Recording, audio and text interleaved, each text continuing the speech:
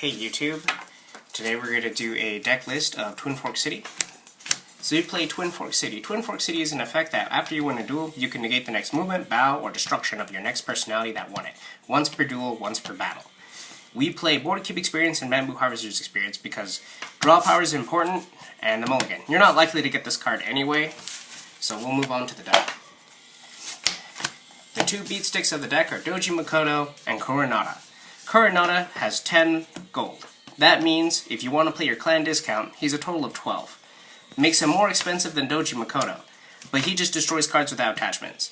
With a Ronin gold scheme with Masatanes and Jakera, it makes sense to play this card, because you can't always rely on dueling when your opponent makes cheap bricks.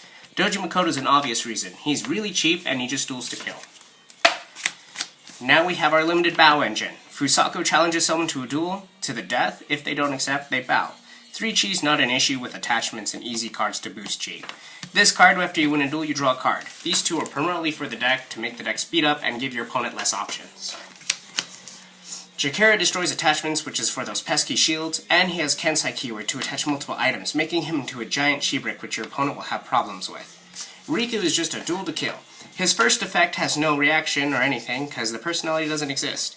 Kinda useless, but unfortunately he's completely necessary. We go with 3 Doji Yashitadas. Now, this deck isn't trying to gain honor or lose honor, and without running ingenuities or a political scheme, it's really hard to get that off. However, sometimes when your opponent counters with, let's say, a Wide Valley, you'll have a lot of problems and issues. You can't always rely on your dueling to win you games. So, Yashitada just bows a personality. 3 Shigeyukis. He duels someone with personal honor, or they may choose to go home. This is a great card to get past chi bricks. He's also a 4, which makes it easier to take provinces. Masatane. Masatane is quickly turned into one of my favorite dueling cards. His chi is low, but that's easy to make up for. But his real good effect is destroying attachments. Chi bricks stop this deck cold. This prevents that, especially with cards in the meta such as Emerald Armor. Kakitasake. He makes armors. I only run 2 because 3 is very inconsistent, and then you don't want to get locked down where all you have are these. He's not a duelist, he's completely useless in that sense. His sole purpose to make your armor, to make you more prominent to not getting ranged attacked. The best card in the deck, Doji Mitsuru. Has Navel, so right off the bat it always goes first unless you're playing Mantis. A targeted personality, duel him. Bow. Battle to his loser. This means you attack, you declare Navel, and immediately goes off giving you the shield. Sometimes you can get away with attacking with this personality by itself. Now we move on to the events. This deck only plays 3. This deck, I limited the amount of political actions to be able to play Rejected Mitigation. What this card does is that when your opponent has the Imperial Favor, they discard it, and then both players negate the first political action they play. This is extremely effective and has turned into a very necessity. The Law's Strength single-handedly will blow this deck out in one shot. With that being said, this has become a necessary card to even win games at this point. Imperial Gift, a search for attachment. Disgrace for the counter meta, which is currently limited destruction. You don't want to lose everything before you even have a chance to play. Second City, you have a lot of magistrates. That's pretty obvious. I run 3 Celestials. The Sun, to grab back multiple cards back. This card is slow, but it saved me time and time again, so personally I wouldn't suggest this card. This is more of a personal preference. Ryoshin and Benten, 2 redirects is really nice. Giving yourself higher personal honor makes it easier to trigger Duel Haikus and Shigeyuki. In this, we play the Port Gold Scheme. We play Second City Ports because we have a lot of limited. Bow this card, pay gold, and then destroy it. We play 3 of these because we play 3 Sheltered Ports. Sheltered Port produces 1 gold for every port you have. This means you can bow 2 of these, or depending on how many you have in play, to pay for multiple high-cost attachments and high-cost equipment to destroy cards in the limited. Then you can bow these to straighten them again, producing more money. A Marketplace and a Peddler for draw power. Draw power has become very important. These 2 cards have single-handedly changed the game. A Single Market Outpost.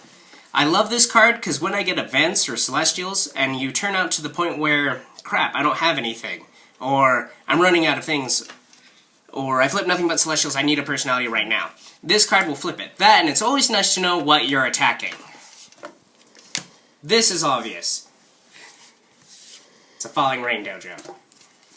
3 Marketplaces, because it's the basic gold scheme of the deck. It triggers off of Shelter Port, and it produces 3. In this game, there are 2 decks. Now we're going to move on to the Fate deck.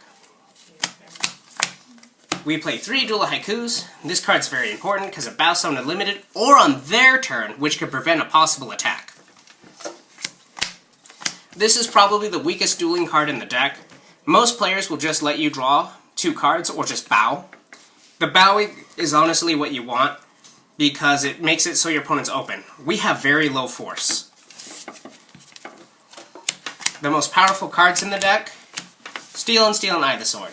Eye of the Sword's better because it's Steel and Steel with an added effect. I don't think the deck could even run without this card. This is strictly for Wide Valley, and it's really adorable when you use it and lose on purpose to run away in a losing battle. It also has a 4 focus value. Remember, with a Fate deck like this, you constantly have to watch the focus value. Now we're going on to cards that I only carry 2 of. 2 Sneak Attacks, because it's nice to go first. 2 Hidden Defenses for Cavalry and Blitz. 2 Astounding Accusations for political decks, or if a deck's trying to gain honor, you can use a Duel of Haiku to dishonor them, and then use its limited effect, causing them honor loss. 2 Inexorables. If your duels don't go off successfully, you lose the game. 2 Transpositions. If your opponent doesn't have an answer for it, it can sometimes change the entire game. 2 Sword for Hires. With Shelter Port, this becomes almost a free duel to kill someone with 3 or less chi, possibly 4 if you have the right cards in play. Now we go to cards I only have 1 of. 1 Duel Like a Reed. This is, again, a personal preference. You don't have to run this card, it's not necessary. The whole point of this is I find it really adorable when I place Sword for Hire and I drop a man like the Reed to kill someone really important. Heir's Wrath can't be negated and you kill someone. Creating Order, straighten 2 people. Game of Dice is turned into a key card. This should be in everyone's deck. Gives you a duelist at any battlefield, so if your opponent uses cavalry, or if they outmaneuver you, you can drop this in Ring of Fire. Peace! Grab your Shelter Ports, make money faster. I play 2 rings. Ring of Water for movement, Ring of Fire because you have high chi. Now we go to attachments. Token of the Ruby Champion.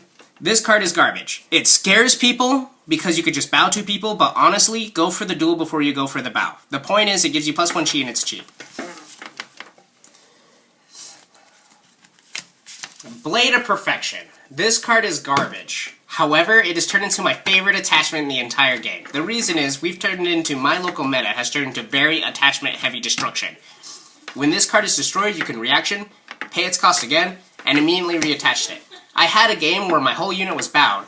I Ring of Fired the personality with Blade of Perfection and reattached it to a straightened personality and won the game. This is all personal preference if you like this card or not. I like it because it gives me a chi and a force bonus. Best attachment in the entire game right now, the Emerald Armor.